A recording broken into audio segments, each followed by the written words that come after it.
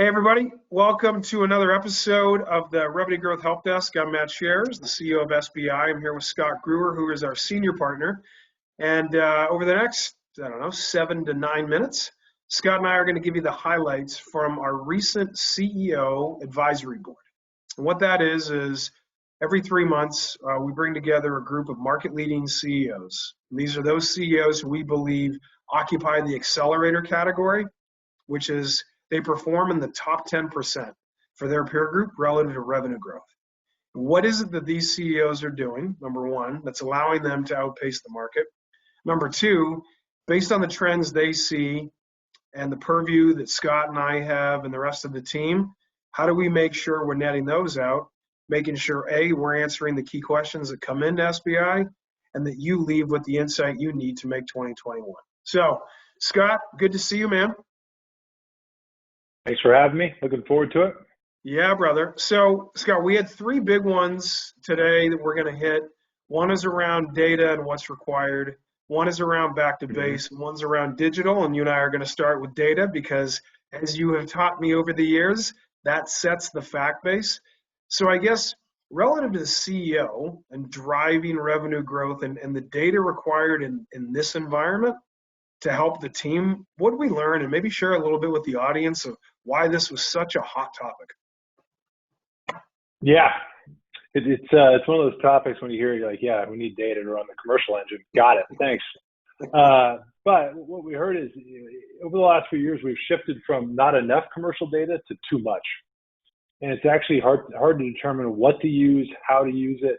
A lot of it is backward looking, number one. Number two, it's inaccurate.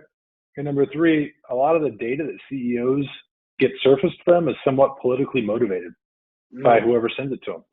So as a CEO, it's hard to know what to do with data and if it's accurate, which is frustrating for them. So there's a few things we heard on what best-in-class CEOs are doing to deal with those issues. One is they use data more predictably and prescriptively. So forward-looking data, number one, and then they use it combined with guidance to help people make informed decisions on a day-to-day basis in the commercial engine. Yep. Number two, they're deploying revenue operations across the entire commercial supply chain, marketing, sales, customer success, versus sales operations, which is a siloed approach. Yep. And number three, they're really nailing the top 8 to 10 commercial metrics that matter and drilling down on each of those versus trying to have 38 metrics. And it's just overwhelming. So those were three things that were surfaced by the audience.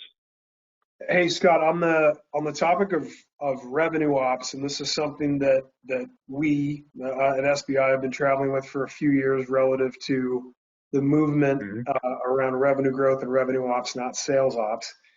But I know one of the big stucks that the group actually surfaced was, how do you get your functional leaders to say, like, these are the 3 to 6 metrics that matter at the CEO level from my function, one, and then two, if I run services or client success and you run sales and it's pure on the new logo side, how do you and I share that data as a team and we travel with the same information?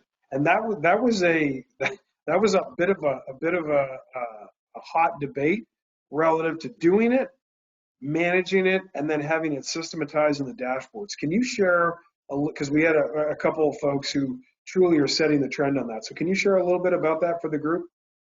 Yeah, at the CEO level, most of your metrics are going to be lagging, right? Revenue, EBITDA, like enterprise value. It's the stuff that CEOs have to pay attention to because the board asks them. At the functional level, it should be more leading. So if I'm the head of sales, pipeline coverage, right? Things like that. And at the individual seller level, it should be behavioral. Am I doing the right activities? Am I executing effectively? So horizontal or vertically, that's what we're seeing. Horizontally, so across functions, we're seeing people really get tight on the interlock metrics. So marketing and sales, what does great look like? Well, okay, we want to generate opportunities together. Yep. Marketing owns this many, sales owns this many. Let's go after opportunities. Let's not worry about MQLs, inquiries, all these other things because they don't really lead to results. So getting super tight on the outcome horizontally, and then drilling in from leading, lagging, and behavioral vertically. Good. All right. So then, Scott, the second topic we moved into, we got asked a lot of questions, and this is probably the top item that we've been funneling since March 15th, which is new logo production is down. It continues, other than one or two core industry segments relative to B2B, to not show huge signs of picking up. I got to sell more to the install base. And you see companies with these broad product portfolios who've been acquisitive or accelerated acquisitions in this time frame. How do I sell more to the existing install base? And how do I build my 21 revenue plan as a CEO, message that to the board? So can you talk a little bit about back to base from the view of the CEO? Yeah, and it's funny. It's been accelerated since the pandemic, the lack of new logo production. But even before that, it was one of the biggest topics we would get is we struggle with new logos. Yeah. And what we're hearing, a lot of people are saying, well, we need to sell more to our customers. But we're not seeing a change in strategy. So what do I mean? Okay, I'm Scott Gruher. I cover an account. Well, we have coverage. Scott's on the account. He's calling the plays. Okay. But how do we equip Scott to be more effective? How do we provide him with the data to unlock pockets of potential within those accounts at the buying center level, different products, different geographies? So the first thing is giving each account owner the fact base to be surgical and go find that potential. That's the first piece. Then it's how do we make sure we cover it properly and we provide the right pricing and packaging at the buying center level. Yeah. Some buying centers that your reps are covering are bigger than accounts as far as potential, but we don't always treat it that way. We think, hey, we got coverage on the account, so we're good. And then it's how do we enable them, right? How do we provide the right playbooks, the right content, all those things that are needed to be effective? So it's really just taking a fresh look and providing new tools and data to your reps to be super surgical in the account base. Hey, Scott, on the second topic, when you talked about buying center and I guess thinking about that penetration, one of the things that came up was what are the motions back into these customers? And the CEO is a little bit of the frustration because these were all CEOs with broad product portfolios. So the TAM in the install base is very large, and it was a bit of a head scratcher saying, I feel like I've got this suite of products, suite of offerings, most for product companies. Why are we not getting better penetration? And as a CEO, looking at my assets, known as salespeople, marketing people, customer success, I got all this headcount. So are we have the wrong motions? Do I have the wrong products? So who owns that component of that single view of the customer? Because I think that's a real frustration for a CEO who believes there's all this untapped pockets of value inside the install base. Yeah, what we're seeing pretty often is that you're combining too many roles into something called an account manager. And instead of looking at an account and saying, is this a retain account, which requires more of a customer success motion, versus a develop account, which is really more of a hunting motion, just into a current customer to go after from buying centers, right?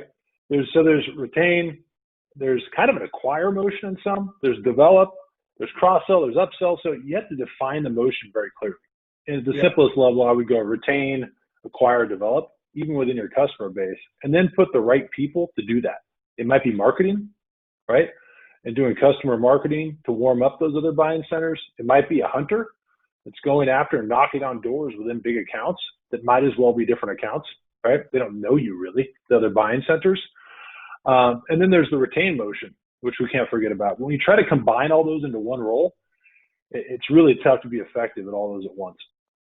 Yeah, and I think the interesting part, and you and I are seeing this, especially from our friends owned by private equity firms, CFOs are getting asked the hard questions relative to resource allocation and how much of my commercial spend goes to retain versus how much of my commercial spend goes to acquire. Because you've got pursuits in the install base that are almost like a new logo versus how much of my commercial spend goes to develop.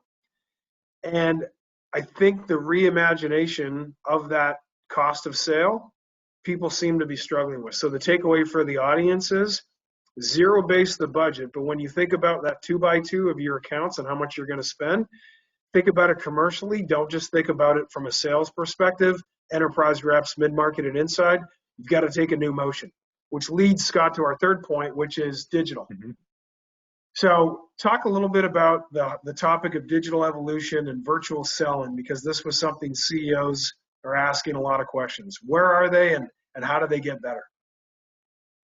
Yeah, I mean, this is the hottest question we're getting by far. Digital and virtual, and is it coming back, and what is it, and what do we do to really improve here? And one of the things we see is a lot of people are focused on the break between field sales and inside sales, and rightfully so, right? It's the right question to ask. But that's kind of a limited view of field versus inside. And a lot of people have already drained that lake.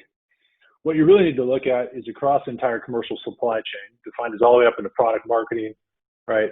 Then pricing, all the marketing touch points, sales, customer success, in each one of those different areas. What are we trying to do? And why is digital important? And to me, there's really three ways to net it out. One is we need a differentiated customer experience at one of those different touch points. Number two is we need to be more efficient, get more operating leverage out of that role at that point, in that moment in time. And three is we need a better employee experience. So for example, if it takes 4 days to quote and 74 approvals, and your reps get frustrated, right? So you need CPQ as a way to digitize that. Right. And a lot of people haven't fully defined the outcome at each touch point, which is the first step. Once you do that, it becomes a lot more clear what the process is across that entire commercial supply chain to digitally enable the commercial engine. Yep. Very good. So Scott, I think the last point I would leave the group with on digital is maturity matters and stage appropriate matters, because Right. It is one of the terms that people have a hard time. And we asked 10 different CEOs, hey, tell us about your digital capability and digital evolution. There's 10 different answers. So one of the things you see on the screen right now, which our digital team has put together, is a very simple digital maturity model that lets you know where you are relative to maturity level, and what does that mean from a recommendation perspective? What should you be doing and why? All right, Gru, always good to see you, man. Appreciate you spending a little time with the group. And audience, always appreciate your eyes and ears. Until next time, we wish you good luck as you try and make your number.